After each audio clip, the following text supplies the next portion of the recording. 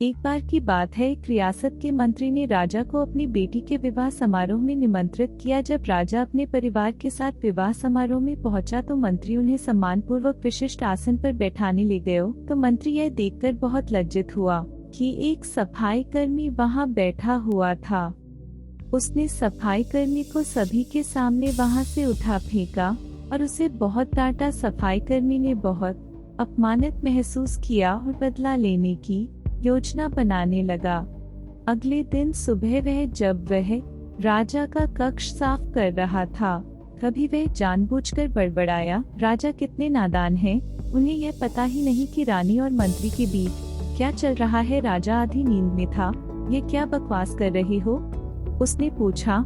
महाराज, मैं पूरी रात सो नहीं पाया, मैं तो नींद में बड़बड़ा रहा था। एक दिन तो उसने द्वारपालों से यह तक कह दिया कि वे मंत्री को महल में घुसने ही न दे। मंत्री राजा के व्यवहार से बहुत चकित था, लेकिन कुछ विचार करने के बाद उसे समझ में आ गया कि सफाई कर्मी ही इसके लिए जिम्मेदार हो सकता है। मैंने उसका अपमान किया था और उसी का उसने बदला लिया है।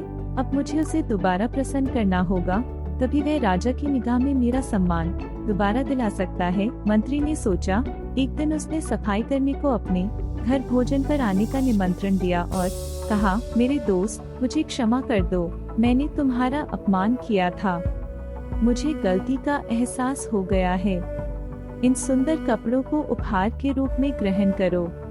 चलो मेरे साथ भोजन करो। सफाई कर्मी प्रसन्न हो गया। वह सोचने लगा, मंत्री तो अच्छा आदमी है, मैंने ही उस दिन गलती कर दी थी। एक बार जब वह राजा के कक्ष में गया तो राजा सो रहा था। वह बड़बड़ाने लगा, अरे, राजा का तो दासी के साथ प्रेम संबंध है, बड़ी लज्जा की बात है। राजा ने उसका बड़बड़ाना सुना तो उठकर बैठ गया। राजा ने सफाई कर्मी को बहुत डांटा। सफाई कर्मी बोला, क्षमा कर दे महाराज, मैं पूरी रात सो नहीं पाया, इसलिए दिन में ही नींद में बड़बड़ा रहा था। राजा को अपनी गलती समझ में आ गई। इस तरह की अफवाह के चक्कर में आकर उसने अपने बहुत अच्छे सलाहकार की अनदेखी शुरू कर दी थी। राजा ने मंत्री को बुलाया और दोनों फिर से मित्र बन गए।